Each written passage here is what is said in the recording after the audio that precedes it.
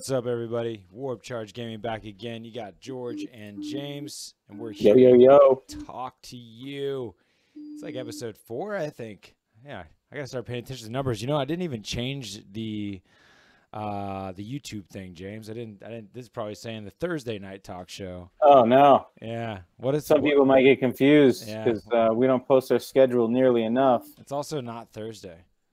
It's also not Thursday. I'll just work on it as we go here. But friends, countrymen, people from afar, this is the Monday night Tabletop Alchemy show where we rant and rave about 3D printing. Both about the 3D printing we're doing ourselves as Tabletop Alchemy and, wondering and talking about the world at large and the community of 3D printers, you know. Or let's say manufacturing. To me, I feel like once you get into creating things with machines, it starts to encompass more than just 3D printing. You know, there's so many materials and ways of manufacturing items. Yeah, lots of things and stuff. Yeah, for sure.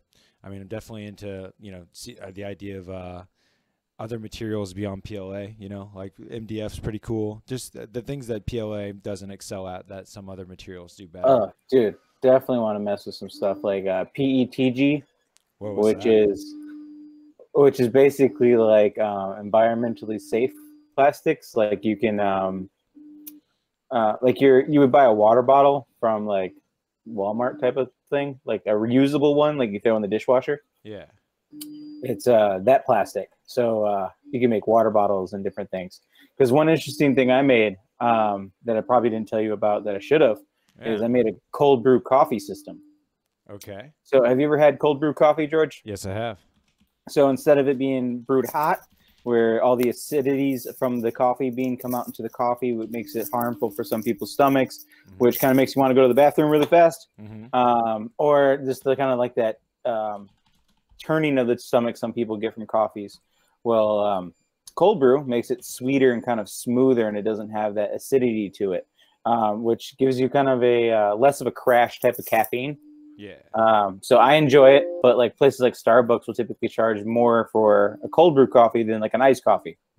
And the reason why is because the equipment needed to make it, because you have to not heat up the bean. So it's typically a long process. Yeah. So a lot of these machines have to be plugged in, cooled, processing water constantly through beans so that it's ready when people want it. Well, people make cold brew coffee systems with mason jars. And I was actually watching an episode of Shark Tank, and this like young kid made his own little design for a cold brew coffee system. And I was like, hey, I can make that. Yeah. So got onto some little prints and designed a little thing with like netted pots to hold coffee like filters through. And it uses a normal like basket coffee filter that you would use for your coffee machine. You put the coffee grounds in, and then you pour the cold water in, and then you screw it together, and you let it sit overnight like you would like set your coffee in the morning. And then when you wake up, you turn it, and it allows the coffee to go through the paper filter into the other mason jar. And once it's done filtering through, you open it up, and you have cold brew coffee. Damn, son. Yeah, I have been enjoying my cold brew coffee these last 3 days. That's pretty cool. That's pretty cool. Yeah, you've been into. I haven't printed many things that add that like fix or add to something or give you like I saw that you printed a shot glass, and of course an ocarina from Zelda. I actually printed 16 of those shot glasses. 16 shot glasses. I like the color. What color filament is that? So that is Strong Hero Rainbow filament. So it's a complete rainbow spectrum on the roll. So as you have longer prints, it'll cause like a more of a rainbow effect. And I've been doing too many short prints. We're only getting kind of 2 colors or 1 color slowly blending.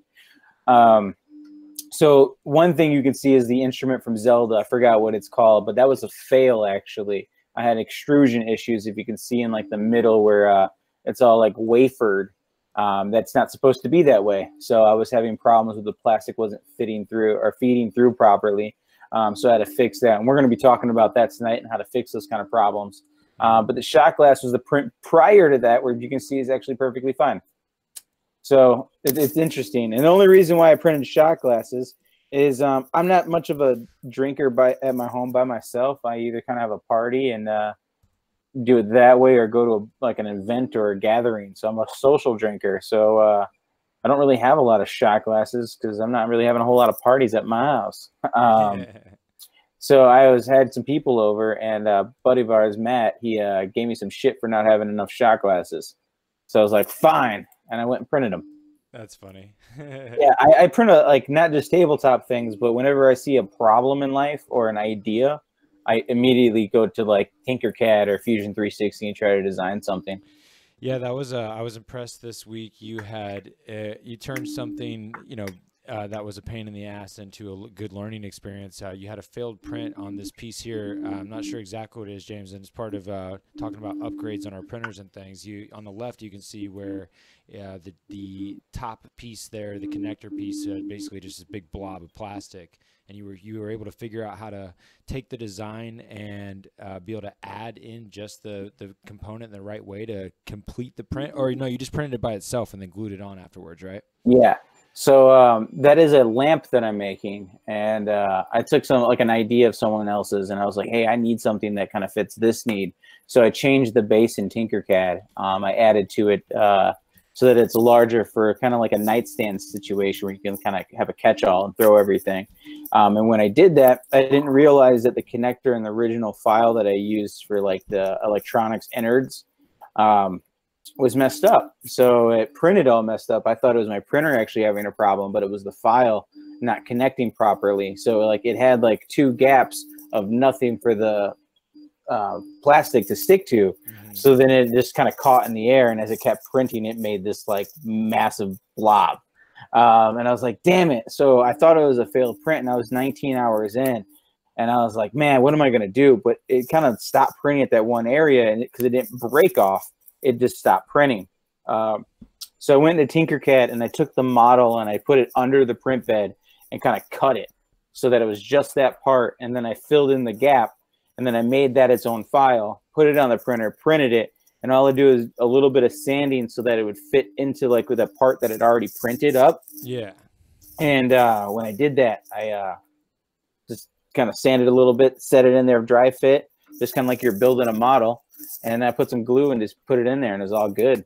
Yeah, it's sick. That was a that was a first for you, where you had a failed print and had to basically edit the design and add it to the piece. That was pretty cool. Yeah, so like it only took 30 minutes to print that extra little piece, so it wasn't even like I had to wait that long for the instant gratification. Yeah, much better than losing 19 hours. Well, yeah, we got. Oh, I was sad at first, man. Oh, I bet. Really I remember. I could feel it through the through text. James and I share our experiences as we go. I've had a little bit of cussing this afternoon as I've had my own issues, as James has had recently. And we're going to talk about that here in a sec. But got to say hi to the chat, man. We got Chicken Bone, Ice Wolf, and Doogsy in there saying what's up, man. It's pretty cool to have you guys as always. Pretty cool. It's really cool, actually. You guys are awesome. You guys are pretty cool. Yeah. It's Monday, and we're still printing shit and fucking playing games, y'all. Dude, we're always printing. George, you should tell them about the good news. Even though, like, you kind of already hinted about it in our previous shows. The Battlegrounds amazingness? Or? Yeah, just having Tabletop Alchemy on the shelves. Yeah, it's really cool, guys. We're very lucky, fortunate to have found such a great relationship that we've been able to make with my local gaming store here in the Richmond, Midlothian, Virginia area, Battlegrounds. It's pretty much the biggest store in Virginia at this point. I don't know of one larger, but particularly because they just kicked down some walls and have expanded. And this is the most exciting part for me. I think Battlegrounds has been official as far as that location and name for about 4 years now. They've been growing their community here, and it's a thriving location. And now they're bigger than ever as they just bought the location next to them, and they're tearing down a wall that cut the building in half into kind of segregated into tabletop gaming and card games.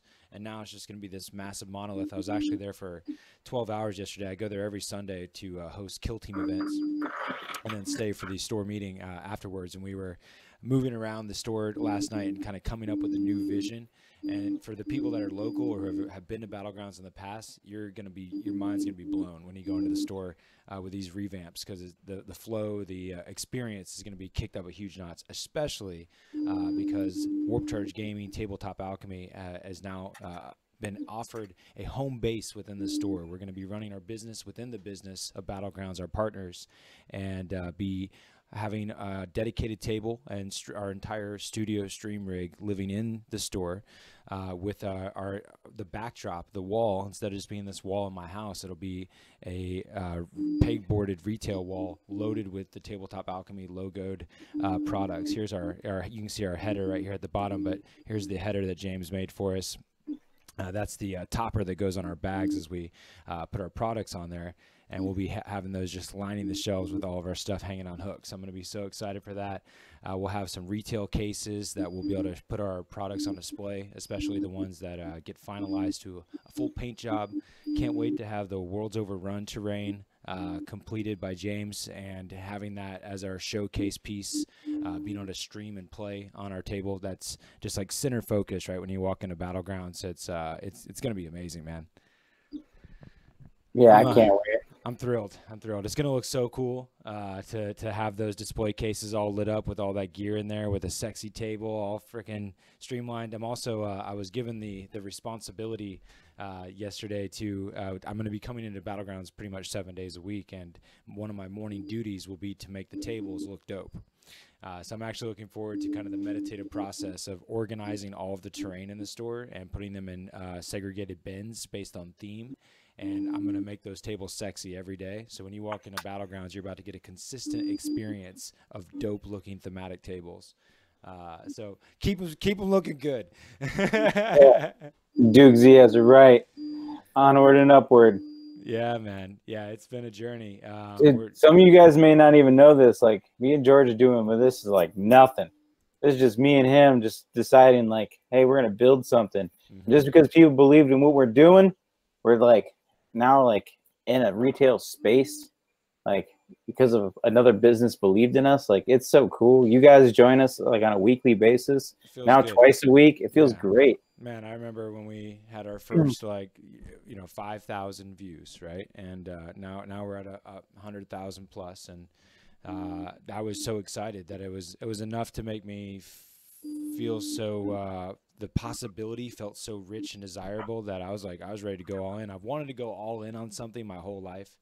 And I've always been a creator with music and everything. And that nothing seemed as clear or as unique or kind of ours for the taking kind of thing, you know?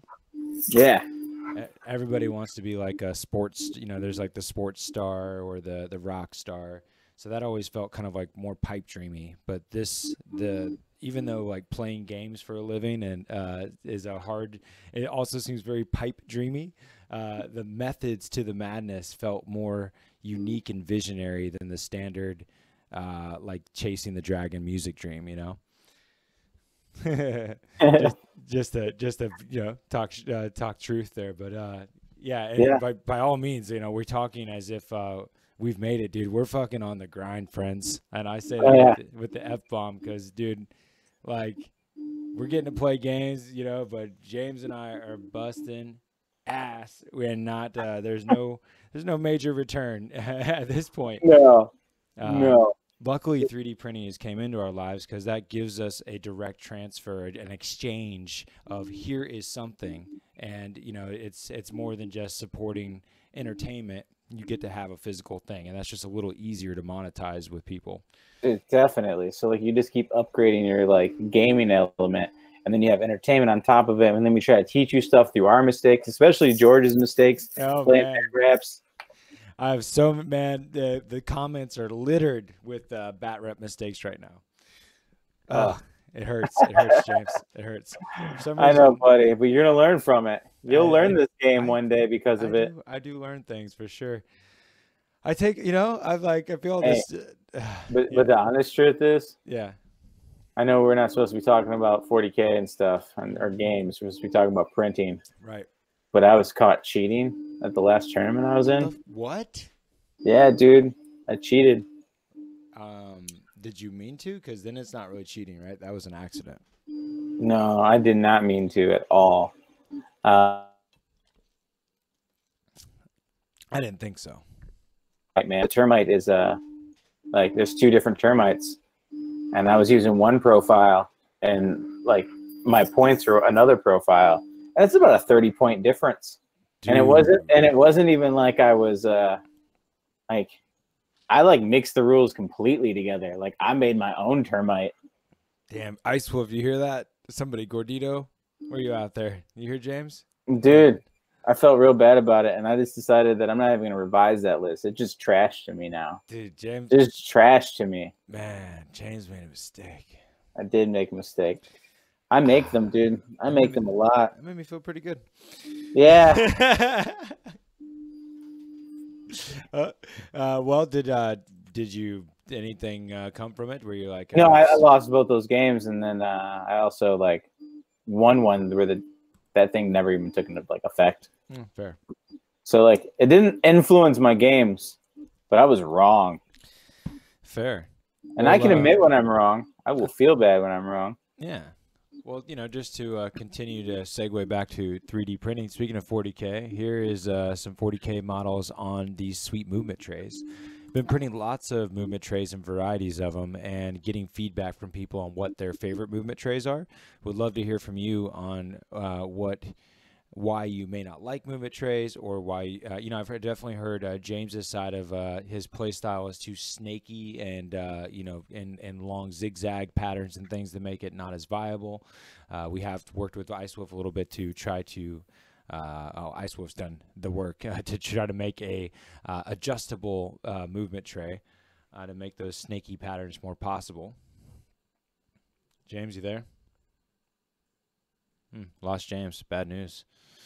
But I've enjoyed them even in these. There you are. You're back again. Oh yeah, I thought it was you, but I guess it was me. It seemed that way. I've enjoyed these squared base kind. They're real snug. 25 millimeters are what you see in here. I should have grabbed a picture, but we actually, James, did you design the 25 to 32 mil conversion, or you just find it? No, I designed it. That was just simple, like making a circle, putting another circle inside of a circle. Well, it's excellent. I try to get a picture for y'all, but James designed a conversion out there, and there's several different types out there in the web if you look around. But 25 mil. Huh? I was losing you. Yes. Ice Wolf blocking the cheaters. But yeah, 25 mil to 32 mil conversion bases. That's really cool. We got a commission to do 100 of them. And they're super snug, and you can like turn the model like upside down. They don't fall out. It's totally a like perfectly level profile with the lip of the base. Oh, you know what? I have them right behind me. I don't need pictures. So I have a whole bag of them here, and they're fantastic. I'm looking forward to having like a fish bowl of these on the counter. So you can just see this little black base here, this circle. Yeah, if I see it, turn it that way in the light, you can see the lip around it. Here's this 25 mil guard, and I'll put him in there, and bam, he is a 32 mil model now. It is dope. He's super snug in there, upside down. Get him a little closer. Yeah, I think it's awesome. He fits in there. It's cooler than magnets. He's just like super snug in there. He has that nice big base now. I can't wait to do this to models like my orcs. I have all my orcs on 25 mils. I want to convert them to 32s now. I'm actually about to print square base to circle base, and I'm excited to do that to all my fantasy bases. I think it'll be popular, and I want to have those on hand at all times at the store. Yeah, I agree with you. Ice Wolf said he's gonna make us a sturdy design next week. Can't wait, man. You saw how thick those square bases were, Ice Wolf. I don't care if it's thick. That's the main trouble, is they've been breaking, and other than that, when you rotate them, if they're so tight that they are very stiff, and you almost like have to really force it to rotate, and that makes it tough when you got models on it. We're talking about adjustable movement trays there as I relay info to Ice Wolf. We've been playing this clip each week, but it's something that we've been dreaming about. That is the adjustable movement tray. Showing the video clip again. Yeah, I want that thing, man. That's the sauce right there. That's for players like James who needs to be able to snake around and have some dynamic movement. It's I definitely need that dynamic movement. It's like the way I've been playing them, man. Oh, here's a whole shot of a bunch of varieties here. The way I've been playing them is just like it's just delivering the models to the table, like just taking them. I know you just go right from your case, but you know, oftentimes, like especially bat rep style, like we're laying all our models out to show them off and then deploying. You know, it makes life easier, even if you're not gonna remain on the bases as you play along. Just other than that, some other cool stuff. James got us a business card design. I got those in the way. I'm excited about that. I really wanted to get these printed in gold, but we're on the cheap right now. But you can print those in like metallic gold, and that's something scheming on, dreaming on. Finished this sweet commission from a buddy that we met here in town named Matt. He goes around with a scanning application, something like optical something or other. It's this app that he has on his iPad, and I think it's some additional hardware, a scanner, if you will. Basically does 3D scans of sculptures, pieces of art. In this case, it was a model, a nude model, as you can see. And I took these scans and printed them. They're not all, some of them have some imperfections. It's more of the imperfection of the scan itself, but he was, you know, so curious with the outcome of it. We had him print. But that was a really fun commission we got to do this past week. Got that all complete. I like the more rounded bases. The square ones remind me too much of fantasy. Yeah, I get that feel, but they're also very compact, and they you know, just conform together very well. I dig it. Another cool thing that we've been printing is paint racks. We've been printing the Vallejo paint racks and the here's some of them out in the wild. And the Citadel paint racks. I got rid of 5 of those at the game store this week. And somebody was like, "Yeah, I need all those." Man, when you see the workplaces of some painters, just like paint everywhere. I mean, think how much time you save. You're not like looking for.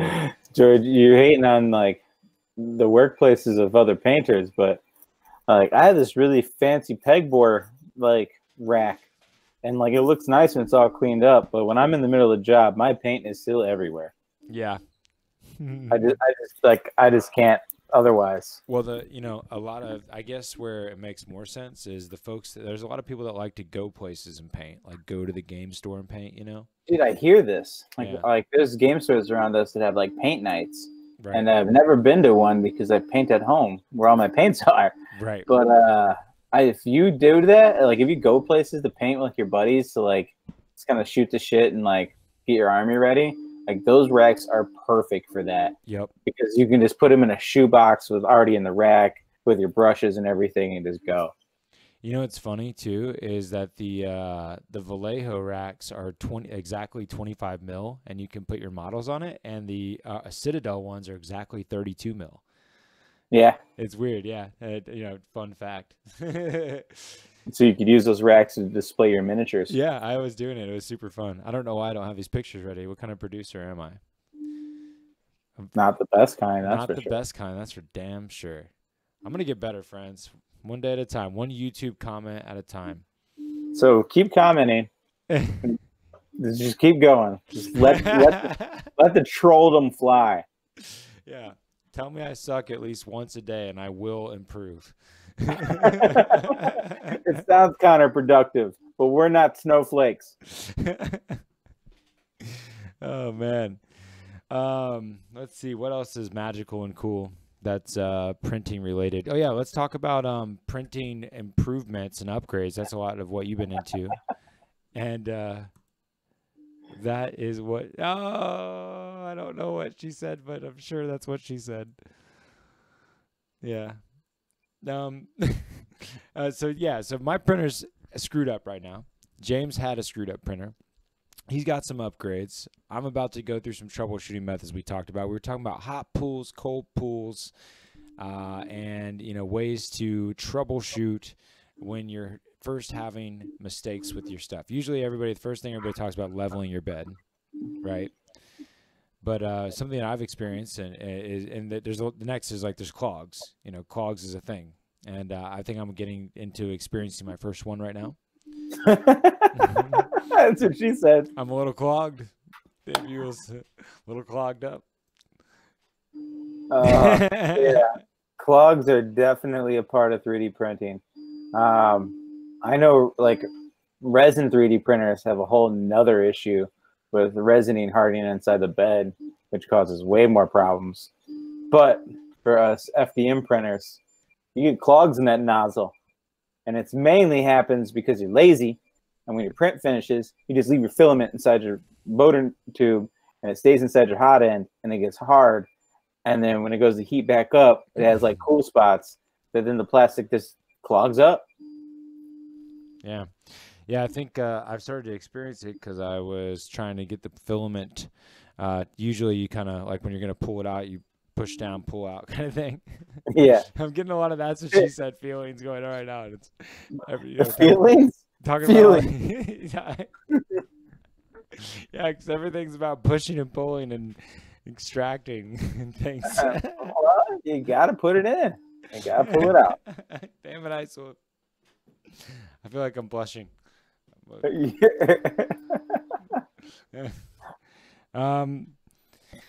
Yeah, James, tell us about the upgrades, man. Tell us about some of the upgrades you found, and we talked a little bit last week about the light upgrade, I believe, so you could see your gear more.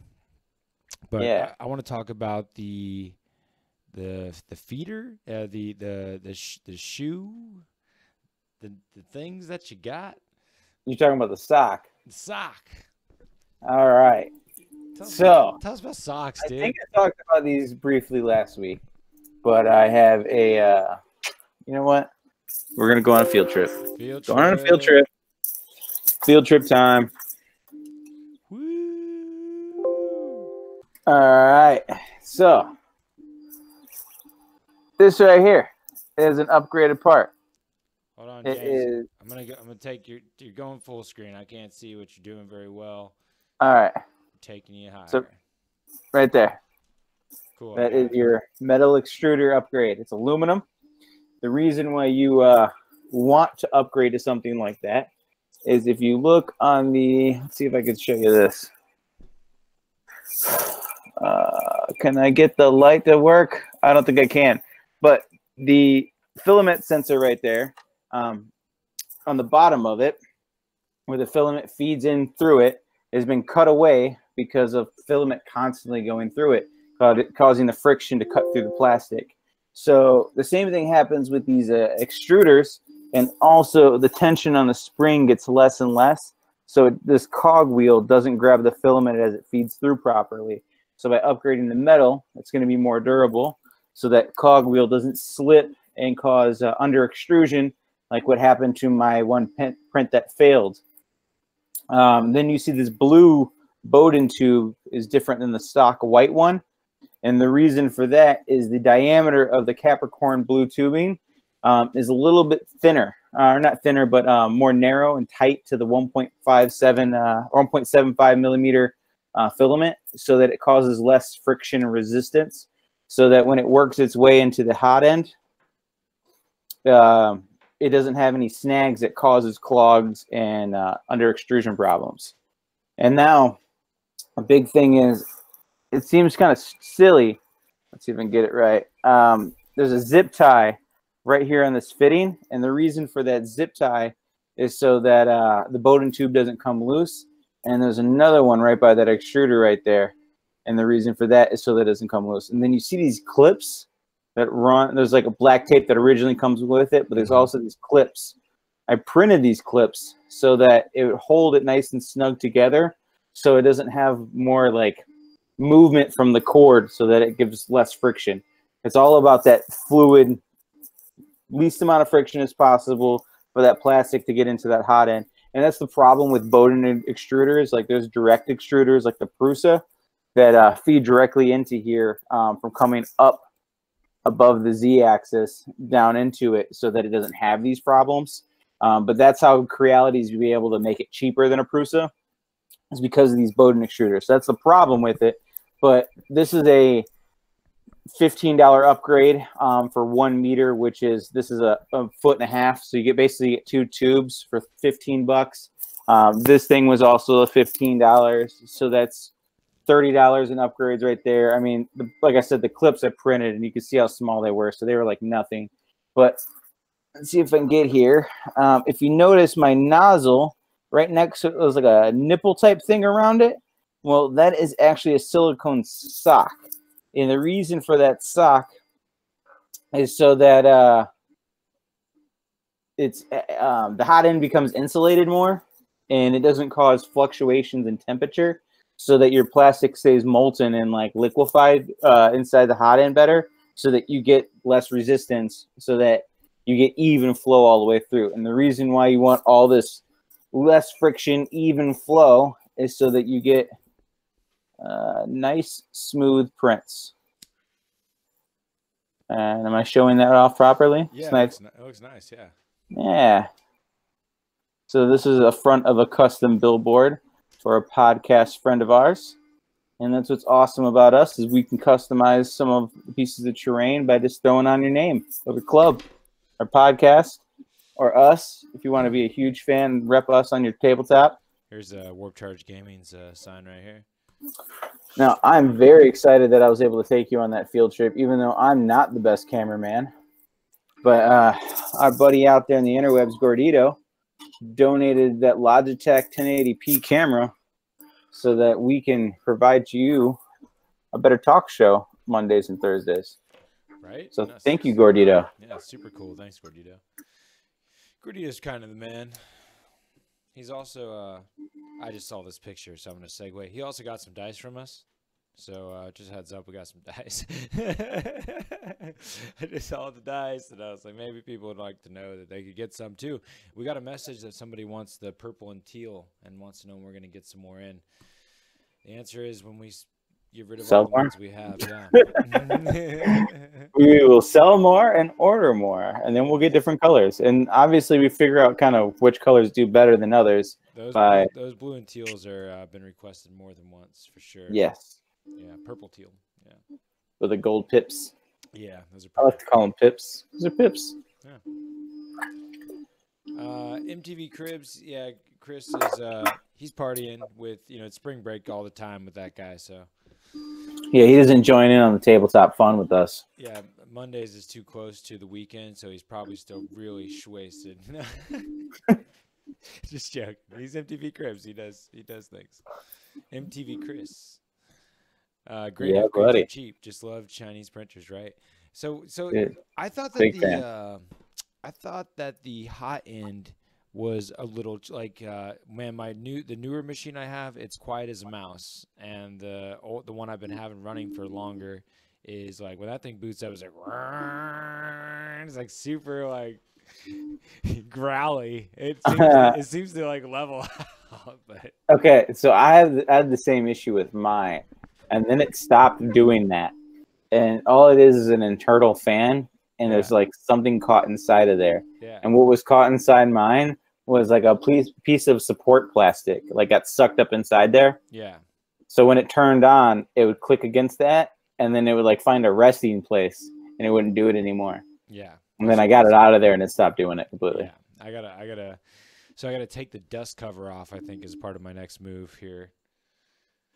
And dig around in there to get to that, to access that crap that was in your fan. Did you do it by taking a cover off, or you just do it with your well, that's one thing that's really nice about having my airbrush right next to it. Yeah. I was able just to run air through it and blow it out. Yeah, gotcha. Well, so I can find any issue like that by taking the dust cover off. Think so? Yeah, definitely. Cool. Gotta get my hands dirty coming up. Damn. Yeah, that's one thing about 3D printers is like you got to kind of have a little bit of technical know-how and handiness, because I mean these open source machines are very just open. Like there's belts and wheels and motors and cords. We run them like dogs too. I mean, it's not. No, they're literally running 24/7. There's like no rest. Yeah, no rest for the wicked for sure. It's like, so I'm going, sir. I'm printing. I'm printing for you. Yeah, no, I really feel like when like AI becomes a thing and they realize what we've been doing to these printers, like it's gonna be looking like a puppy mill, like really, really bad. Oh man, I would feel like, those like big droopy eyes, like the little like droopy eye buttons, Yeah, make it look like puppy dog eyes on it. I feel so bad every time I look at it. We're just like, oh. definitely. But so you got to like be prepared to fix things. So like if even I get a clog, so I had a partial clog and my bottom wheels were loose from running so much, they were getting wear and tear. So I tightened up my wheels.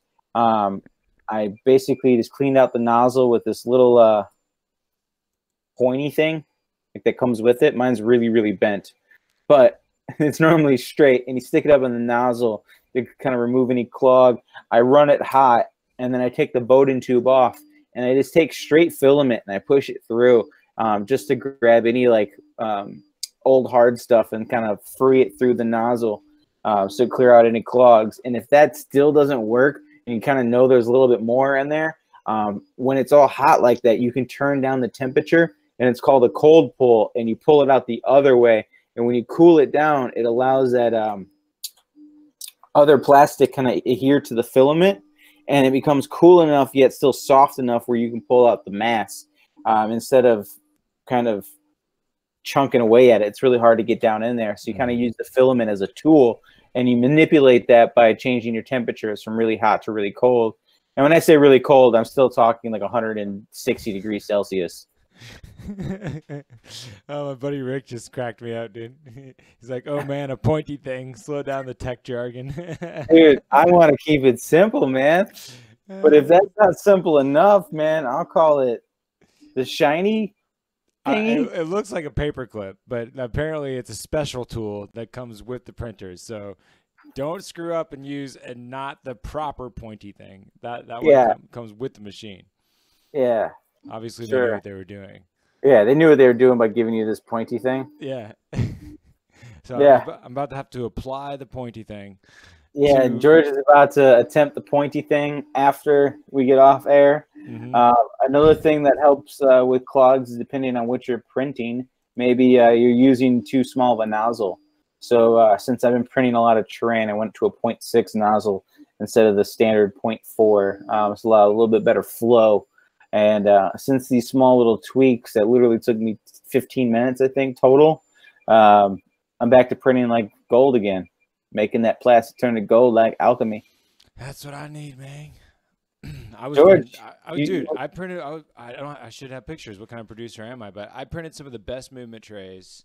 I had like they just came out super clean, really silky, and I was just like, man, like I printed out all these millimeter conversions, and it was just like flowing, man. I took care of all those models, and I'm glad that it was flowing enough to accomplish all these tasks. But then just like all of a sudden, just like a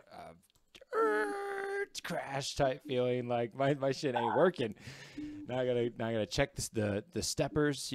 Are the wheels on the bottom, are they called the steppers? When you're disabling them whenever you go to the menu, right? No, the steppers are basically what stops the axis from like you moving along the axis.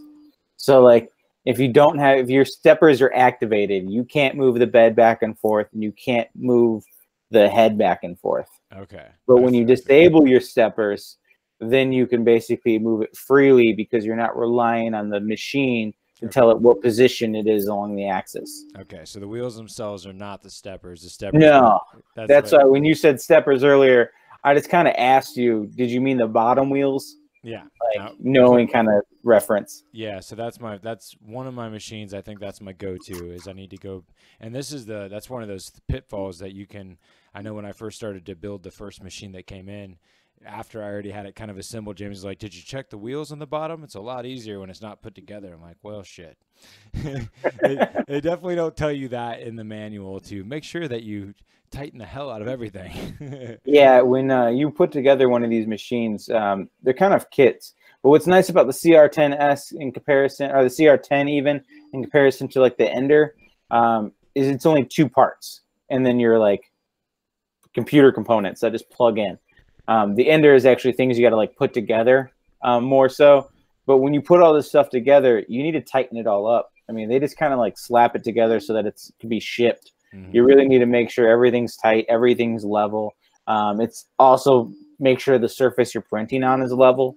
Like all these things help with making a better print. There's some attention to detail there though, that like I remember disassembling the whole machine almost, well, not the whole thing, but feeling almost like you were, for the fact that like there's these little like plates you put on the side, and there's just enough play in like these little plates that like it's only like a millimeter difference, but you could make one be up a little higher than the other.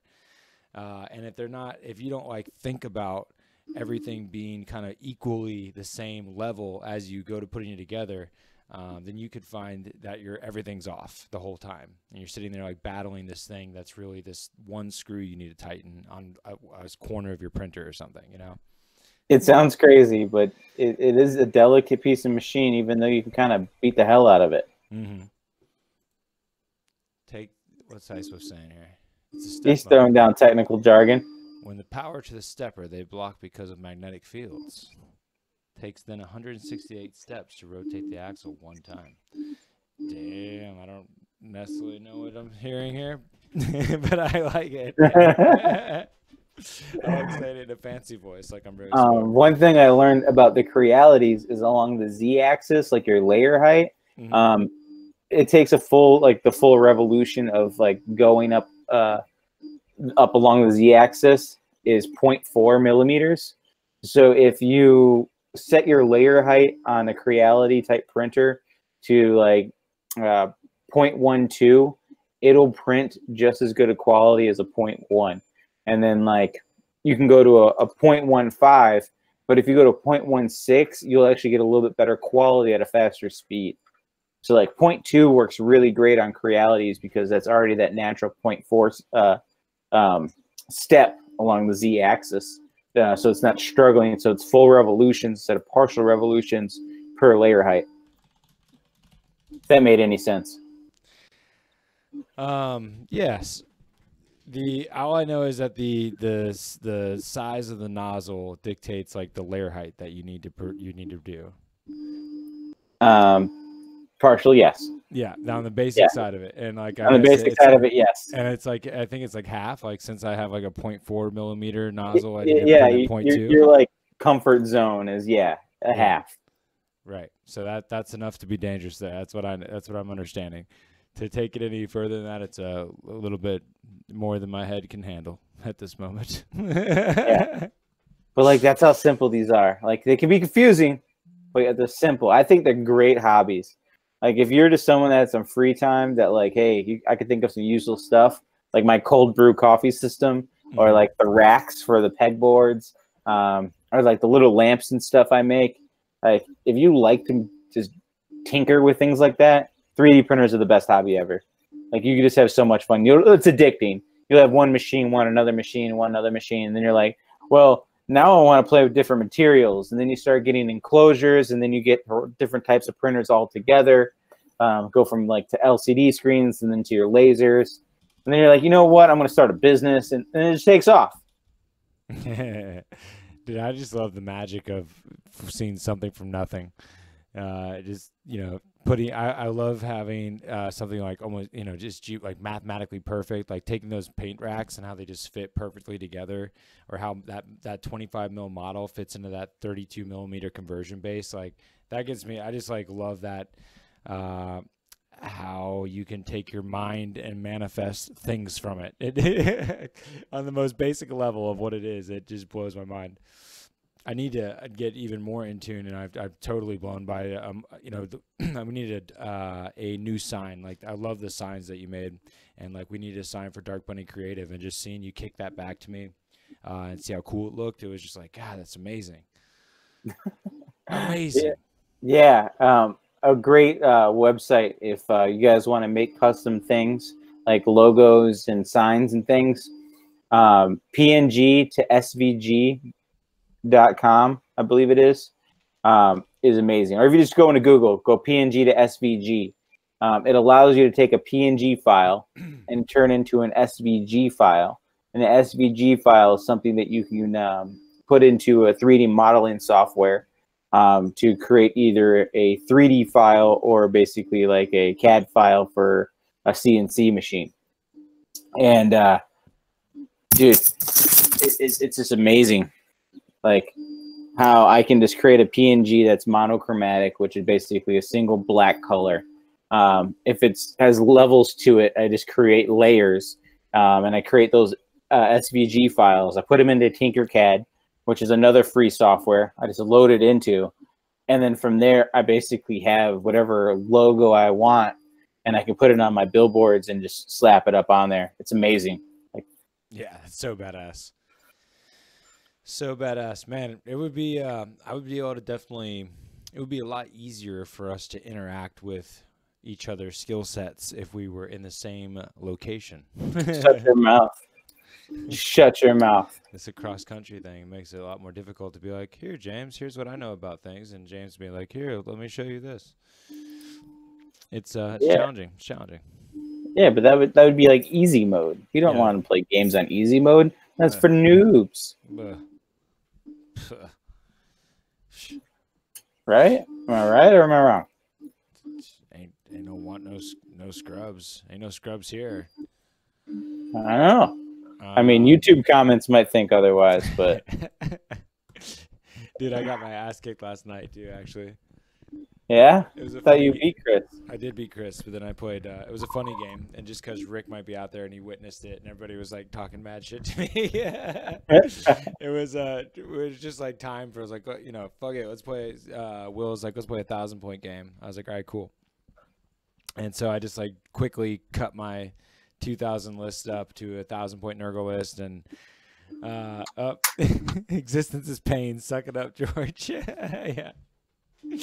And he brought custodes, and he brought like 3 units. It was just like 3 units. It was like 10 guys and like 2 characters. And I had like 60 plague bearers, like, and a few characters. So it seemed like I had way more numbers than him.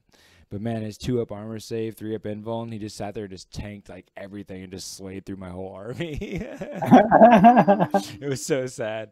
I did a bad job. Dude, you gotta save that for Thursday. I know.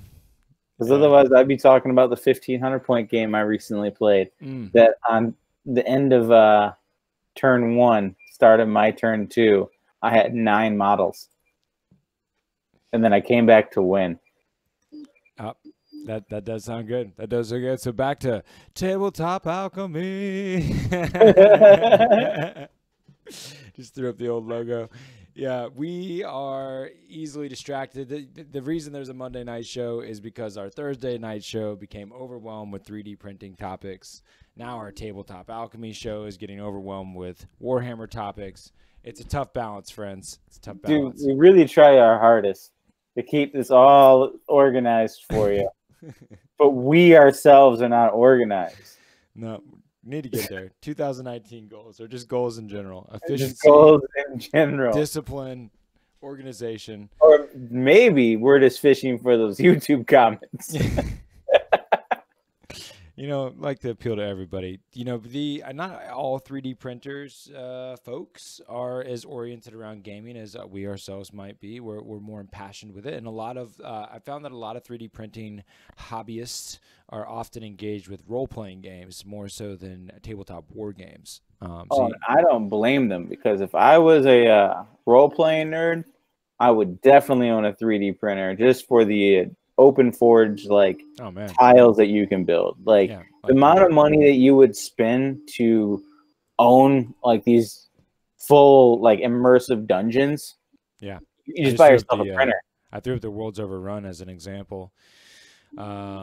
These are something that you can get right now if you were to have a 3D printer and get the World's Overrun files from their Kickstarters. Or if you don't have that or don't want to do that, you could always get Tabletop Alchemy to make you some.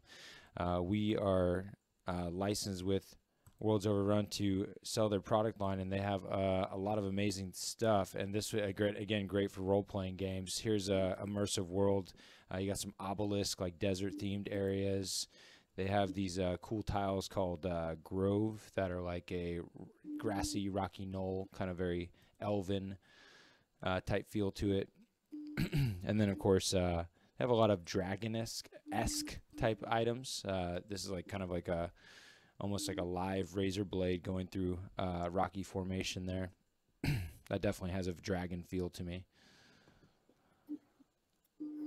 Yeah, there's lots of folks that do that kind of thing. There's actually a popular role-playing games called Pathfinder, and my friend Will was talking about starting a campaign called Starfinder, and it's basically the same kind of gaming system but more of an intergalactic sci-fi type situation. And here's like a great example of a piece that would work awesome for that. It's these cool satellites that we've been printing recently.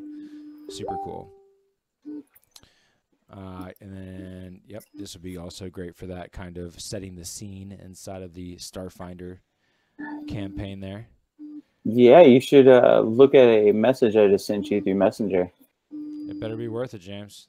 I think it's worth it. I mean, it's something that Worlds Overrun is working on for their next Kickstarter. I don't know. I think it's cool. I think it's something that we're going to have in our catalog. It does look cool. It's kind of... I'll bring it up. It's hard to see a little bit, but it looks cool. Let's blow it up. Let's blow it up. It's just a lava waterfall. No big deal. Lava waterfall. No big deal. I love lava waterfalls. Dude, I think they're pretty cool too. Especially when you think of the size of that thing. I mean, it's only 300 millimeters by 400 millimeters by 225 millimeters. Yeah, it's not like that. It's massive or nothing. It's tough for me to pick out the. Oh, now I see it. It's like a I see. Right in the middle there is the waterfall portion. Yeah, very cool. The Inferno set. Yeah, I look forward to that. More interactive terrain.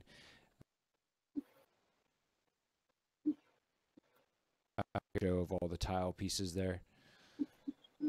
Yeah, if any of this looks like something that you would like to have in your life, definitely let us know. Currently, the best way to reach us is admin@warpchargegaming.com. Here's some pieces printed out that I did myself. You can see the cool end caps here, too. I think that's a cool part of their design. They use this the open lock system. If you Wikipedia the old open lock system, you can learn about these creators of the design that basically made it open source to the community of designers, 3D printers out there to be able to make interlocking pieces of whatever they want to make there. It's because obviously you can't print things beyond a certain size on a printer. You only can do so much. So to be able to make these massive pieces, it's perfect for the open lock system. Like for this piece example, this is called the Thorn Prime. And this is this giant 3-level piece of terrain here. You can see all the grooves here with, putty and some glue. I could get all this tightened up. But this was like, I don't know, there's like 24, 25 different pieces there over the course of 3 days. It took 3 days to do it all individually with no support. So a big part of the Worlds Overrun designs is that they don't require supports. It does require a lot of these, the open lock system and putting stuff together. But it does mean you save the filament and the hassle. Here's a bunch of Worlds Overrun stuff on the table. Which definitely is a big deal. Yeah. Yeah, supports are a pain in the ass for sure. I think it's just so massive. Yeah, I know, right? I love it. It kind of looks like a crashed Death Star. Yeah. It's not as big as the... well, I think it's... In height, it's massive. It's bigger, but not as wide as the Thornhive Megamaw, which you printed out. Yeah, no, that thing's massive. Yeah, I just threw that down on the screen. I can't wait to see that. This is one of the pieces that's going to be at Battlegrounds as a showpiece. We're going to Nurgle it up. I look forward to that, man. I think Nurgle is going to do it a lot of justice, honestly. I think it's truly massive in size. Yeah. Very unique, very unique. Oh, here's another big picture of a big print. This is actually, again, modular. It's several pieces together there. On top, there's like a crown that went on top of that whole thing. Here's a individual, like the mouth of it. You're looking in the bottom right there. Here's that mouth all on its own. So it can be kind of like a bunker or a hut. And those spires there are also individual pieces you can print that are the thorns themselves. And this is the Thorn Hive. This would be the whole kit caboodle there. Yeah, Mega Modus adds more spikies to it. Yeah, I haven't seen any of that in person because I haven't printed any of that myself. So I look forward to checking that out. Yeah, it's not too far away, man. I'm catching up on these commissions pretty quickly. Hell yeah. Yeah, Adepticon's around the corner, man. It's going to be nuts. Yeah, there's like, I can't believe we're getting into this new year. I mean, there's like weddings coming up and just like how my birthday is about to happen, tournaments. It's getting crazy. Dude, time flies. Yeah, it does. Dang, did I close out of YouTube? What's up? Nah, here we go. Rick Mayo, I am excited. Yes. Well, yeah. Well, James, I think we came to a pretty conclusive part of this episode. Is there anything that we might miss or itching to say? Man, I really can't think of a whole lot. I mean, I love printing, but we need more printers to talk more about things we printed. Yeah. Because things take a long time. So it's like in the course of a week, I mean, I've only printed maybe 10 things tops. Like I printed more than that, but it keeps slipping through my fingers as people buy it all up. So I need to be able to make so much stuff that there's more left to have. Yeah. Paint I hope that my tips on clearing out clogs and making sure you're printing good and the cheap upgrades that I feel that are necessary, I hope that helps some of you out there. Particularly me, because I'm about to try to use some of those techniques. Yeah. So if 3D printing is still too scary for you, I mean, Tabletop Alchemy is here for your needs. Just reach out to us at admin@warchargegaming.com, or get your own printer. We encourage that. I mean, I want everyone to have one of these. Like, because even if you have one, you're still probably going to want someone else to print off the big stuff because you like playing with your own printer. Mm-hmm. Yeah. It's a journey to print a massive amount of things that, and you know, when you want to do a 6x4 table, that's some effort there.